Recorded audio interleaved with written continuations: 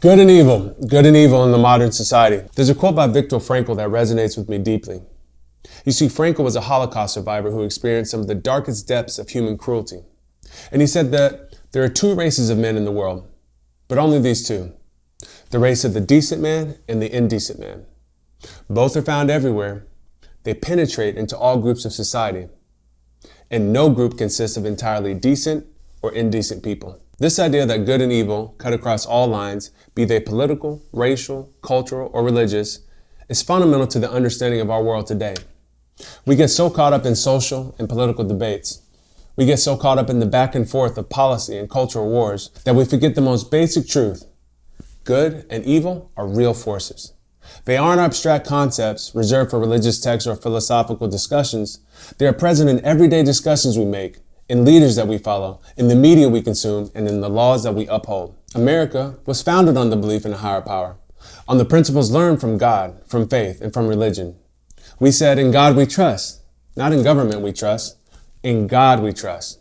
And it's not just a slogan. It is a reminder that our nation was built on moral principles. These principles, rooted in a belief in God, are what give our system its foundation. Without them, every law, every policy, and institution that we have will just simply crumble. If we lose our belief in the existence of good and evil, if we forget that we are accountable to a higher power, we open ourselves up to being manipulated by forces that simply just do not have our best interests at heart. Evil, in many ways, is the absence of moral clarity. It can present itself in a polished, articulate way. It can follow the rules and check the boxes and still be evil.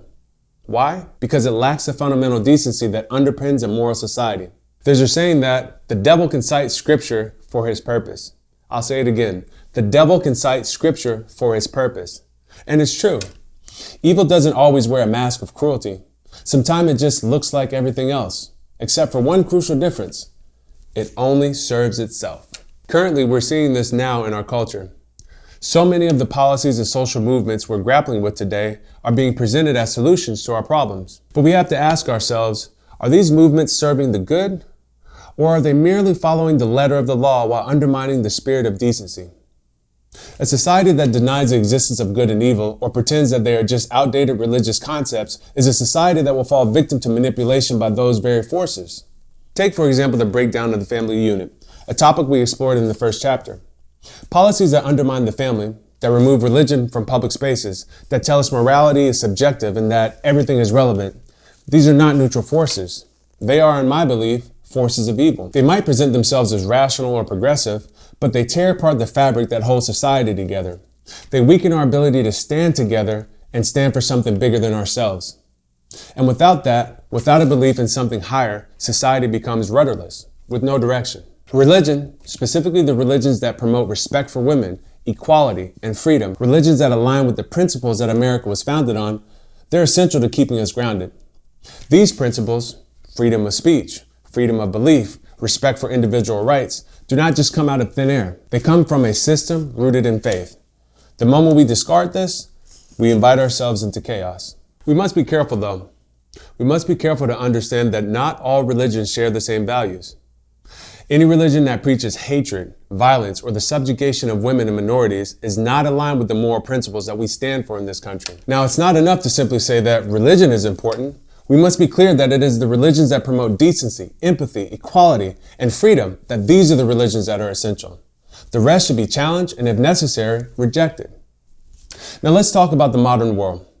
We live in an era where political correctness has made it almost taboo to talk about good and evil. We're told that good and evil is too simplistic and that there needs to be more nuance. But let's be clear, acknowledging the existence of good and evil is not a step backwards, it is the only way to move forward. We need to ask ourselves, do we want to live in a world where we ignore evil because it operates within the rules, where we allow immoral forces to prevail simply because they've mastered the art of looking legitimate? Or do we want to fight for the good, even if it means going against the grain, breaking the rules, or standing up to policies that might be popular but are ultimately destructive? It's simple. Good and evil exists, whether we like it or not. And if we choose to ignore this, we will be overtaken by forces that literally have no regard for decency or morality. In today's culture, we see evil presented in many forms. We see it in the media, we see it in politics, we see it in the breakdown of the family, we see it in the erosion of faith. These forces are not just differences in opinions, they are destructive, and we must be willing to call them out for what they are: evil. And at the same time, we must be willing to defend what is good. And that starts with defending religion, the kind of religion that promotes the moral values that America was built on. These values, respect for human dignity, equality, and freedom, these are not optional. These are essential, and without them, we would lose ourselves. As Viktor Frankl said, there are only two kinds of people, decent and indecent. And it's not about race, it's not about class, it's not even about politics. It's about whether you stand for what is good or whether you allow yourself to be swept away by what is evil. And in today's world, that choice has never been more important. We need to ask ourselves as individuals and as a nation, which side do we want to be on?